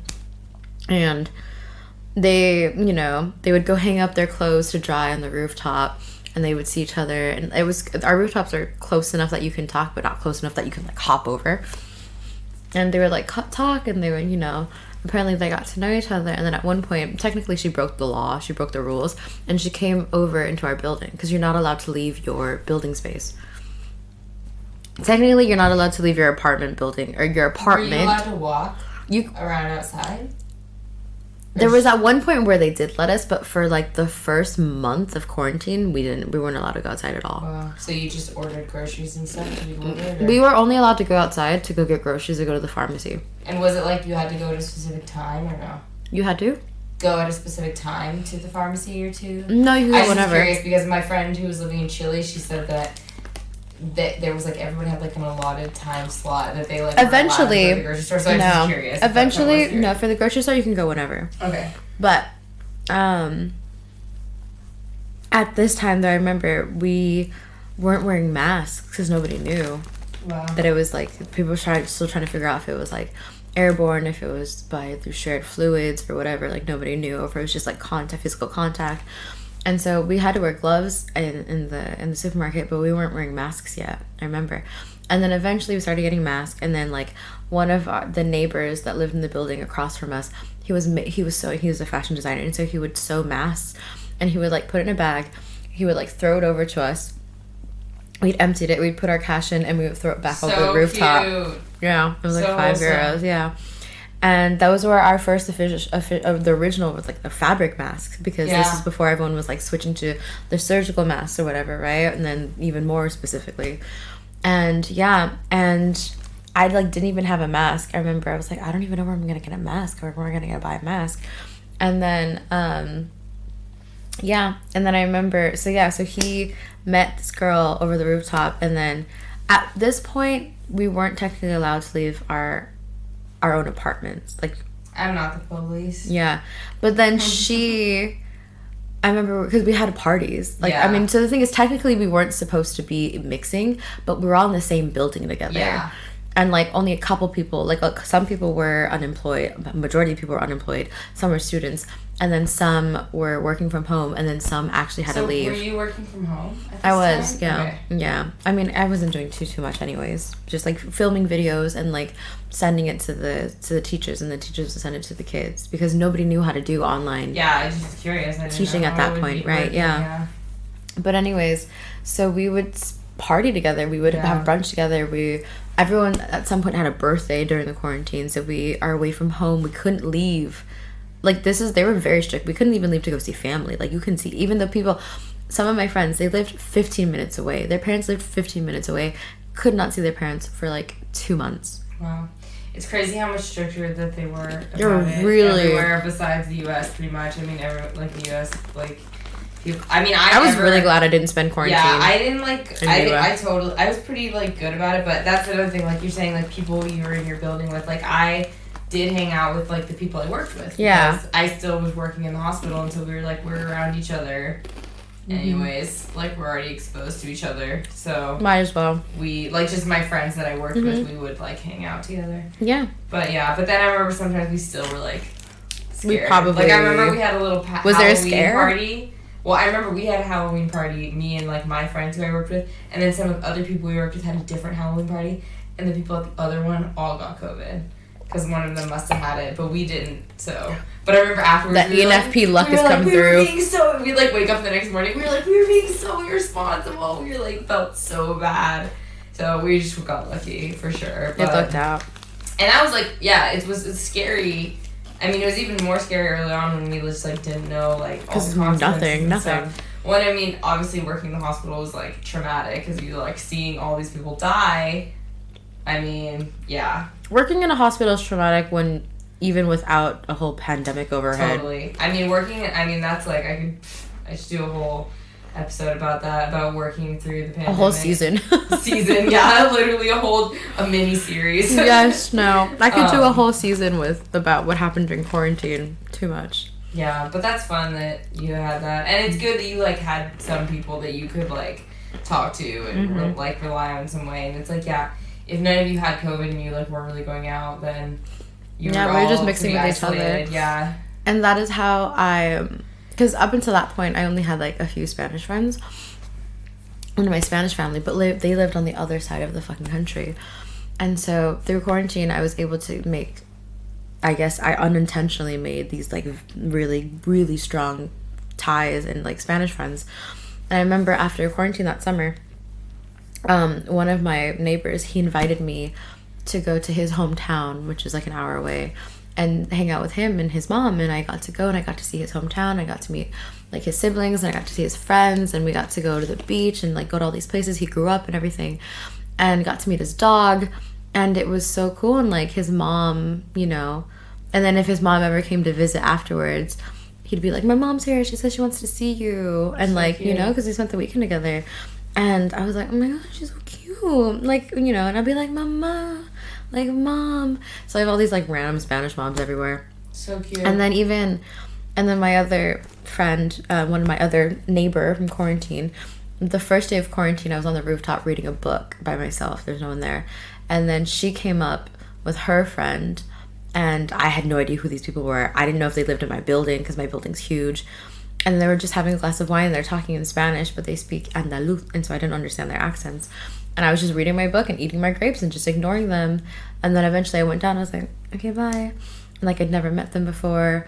And then eventually we got to know each other through parties, and then we bonded over like a mutual heartbreak, and it was just, yeah. And then now we've got a matching tattoo. We've traveled together. I've stayed with her family so many times. Like her mom is literally like my fourth mom. Mama number 4. Yeah, and she'll be like, yeah, I love you. Like, I'm so glad you're like my third daughter with my other daughters, and like all this other stuff. And so yeah, it's just all just by coincidence, really. I mean, fate, but also coincidence. Yeah. But also it was effort we put in through all our parts to maintain the friendship. And you know, my friends, my girlfriends, they don't really speak English. You know, I can understand a bit of it, but like if I speak too quickly, like not really. Same with them. If they speak too quickly in Spanish, it's the same. But we were like, we vibe and we love each other, we care about each other enough, and we like each other enough that we're like, I'm gonna put in the effort to do this. And then even after quarantine, we spent the summer together. She would take me to all these different beaches, and we'd travel, you know, we'd do all these road trips. And then once we got back and like into our normal routine, because like the schools came back into session, things kind of went, we had to wear a mask, and she ended up moving out of the building, but I stayed in the building, and every week we would see each other without fail for the next like year. And then I moved away, and then I was like, what do I do? But yeah. And then the transition to Zaragoza. Yeah. Here we are. And when we just met up in Mallorca, my god, fucking Mallorca. Yeah. We both went on. Fuck men. Yeah. Sorry. Just men are. I've said it before, I'll say it again. I say that with my both titties out, like full chest. You put your titties into that. You put your whole titty into that. I really do. It's just, it doesn't make sense to me. Moving on. That's for another day. But we both went on trips. I went to San Sebastian and to redacted. And Kay went to Mallorca, and it was raining in both places. Both places, we were like, damn, fuck our lives. Break here. And in Zaragoza, it was sunny as shit. Yeah. Fucked up. Zaragoza, what's your general thoughts on Zaragoza? And then it's too windy for me. It's kind of late because... No, you gotta go home. Yeah. It's too windy for me. It's pretty windy. Alright, that's it. I can't... I just realized wind... I automatically know I'm never gonna like Chicago. Yeah. The wind sucks. I can't do it. I don't like the wind either. Yeah, I mean, I've lived in Galicia, which is known for having heavy, heavy rain 7 months out of the year. And, like, storms all the time. Is it sunny, though, when no. it's raining sometimes? See, that's the thing. Yeah. It's overcast. Yeah. Always. Mm-hmm. And then I lived in Seville for 2 years, where it's known for being the hottest place in Spain. It averages 100-something consistently in the summer. I love that. I like when it's hot. I'm from Southern California. We don't do anything above like 75. Yeah. And it was horrendous. And then here in Zaragoza, it's sunny, but then it'll be very windy, which makes it colder. It's actually, that's interesting you were saying about that in Galicia you feel similar. It felt kind of homey too because it was near the coast and it reminded you of a drive in California. There are things about Zaragoza that remind me of Reno, interestingly. Like, wow. It is, like, the fact that it's, like, sometimes it's pretty cold, but it's always sunny. That's how it is. Like, is it? It's always sunny there. I don't know. Yeah, it's always sunny in Reno. It's one of the sunniest places in the country, actually. Like, we get, like, the more days of sun than, like, almost anywhere, which is nice. I dig it. It is pretty sunny, and, like, I don't know. Other than that, not really. Is it windy in Reno? Not that windy. I mean, it can be kind of windy, but not Chicago this level. Status. Not this level. I've never experienced pushing you into the ocean, level of wind. river. Honestly, I've never experienced this level of wind. Do you remember that one day when we got caught out in the rain? Yeah, and we didn't have our umbrellas, and we were just getting soaked. Yeah, walking. I've never experienced that in my life. I've never been like. I lived in Galicia for 2 years. Never experienced that in my life. Really? Never. Because the rain wasn't that intense. Because it wasn't so windy. Yeah, that wind was insane, and we didn't have. And also, that's the thing that's painful about Zaragoza is that. When it's raining, you can't even use an umbrella because it's so windy. Your umbrella's like, fuck you, I can't handle this. Mm-hmm. Yeah. So in Galicia, it's not that windy. I actually quite like Zaragoza though, especially now that the weather's getting nicer. Like, I don't know, I feel like I like it a lot. I like the size of it, and I like that it doesn't feel very tourist. It doesn't feel like a tourist town, which I love. Like Barcelona. Especially, even more so than Madrid, feels very touristy to me. It almost feels like Ascot. What is it? What's the word? What is that place? Epcot, sorry. Yeah, Epcot. I was thinking an Ascot. Ascot is definitely a British thing. Yeah. Thing, yeah. Epcot. It makes you think of British. It makes me think of Fred from Scooby-Doo. No. But yeah, it reminds me of Epcot in the sense that it's kind of some cities, European cities, feel quite gimmicky. Yeah. Which is sad. But I mean, I'm also a foreigner, so like how much how much knowledge do I even really know? But I mean, when I was studying abroad and living in Rome for a while, I love the city of Rome. I love the neighborhoods and the food and the culture. And the architecture. It's beautiful. It's amazing. But it just felt so overwhelmingly touristy. And I remember our professors, some were Italian, some were not. And they're like, yeah, actual Italian people don't live in Rome. Yeah. Exactly. They don't live anywhere near the center. They live on the outside because they're getting pushed out by hotels and hospitality and Airbnbs and all that stuff. Yeah. Mm-hmm. That's what I quite like about it here. It's not like that at all, which is really cool. Mm-hmm. Even it's like, I was saying to my mom, because my family's visiting right now, like, you can see all the buildings with, like, windows facing Pilar, like, which is, like, and the river, which are, like, the main center, the biggest part, the main attraction, one could say, of Zaragoza. It still is, like, apartments that all are surrounding it. It's not, like, hotels. Like, there are a couple hotels, but it's not overwhelmingly. It's not overwhelming. There's nothing in Zaragoza the only overwhelming thing about Zaragoza is the wind. Absolutely. That's it. Yeah. Because if you take out the wind, it would be an even better city. Yeah. In terms of living day to day. Because let's be real. It's not very expensive. No. Because let's be real, what? No, let's be real. Like, it's... Even people who were born and raised here be like, I can't get used to the wind. The wind is it's very intense, yeah. Zaragoza claims the wind as if it's a fucking personality trait. What is do you know, like, someone told me there's, like, the word that is specifically for the wind here. In it has a name. It's cierto.